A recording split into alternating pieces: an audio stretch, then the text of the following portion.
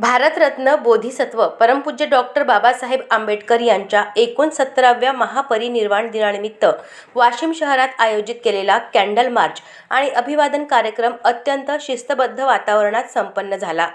पहाटे 5 वाजता शहरातील विविध बुद्धविहार, वसाहती आणि परिसरातून शुभ्र वस्त्र परिधान केलेले बौद्ध उपासक उपासिका, युवक, महिला आणि बालवर्ग कॅन्डल रॅलीच्या स्वरूपात निघाले।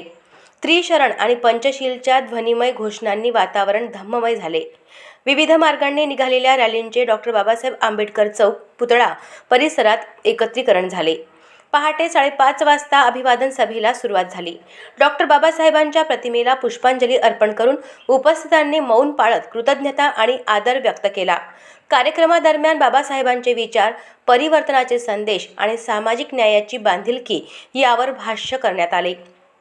कार्यक्रमाच्या यशस्वी आयोजनासाठी Triratna Buddhavihar charitable trust, Bharat Ratna doctor Babasaheb Ambedkar social ॲक्टिवा फोरम, संघमित्रा, धम्मसेवा महिला मंडळ, बौद्ध कर्मचारी प्रबोधन मंडळ, बौद्ध युवा संघ, समता सैनिक दल, जम्बूद्वीप संघ, बुद्धविहार समन्वय समित्या, युवक मंडळे, समाजसेवक आणि बौद्ध बांधवांनी पुढाकार घेतला।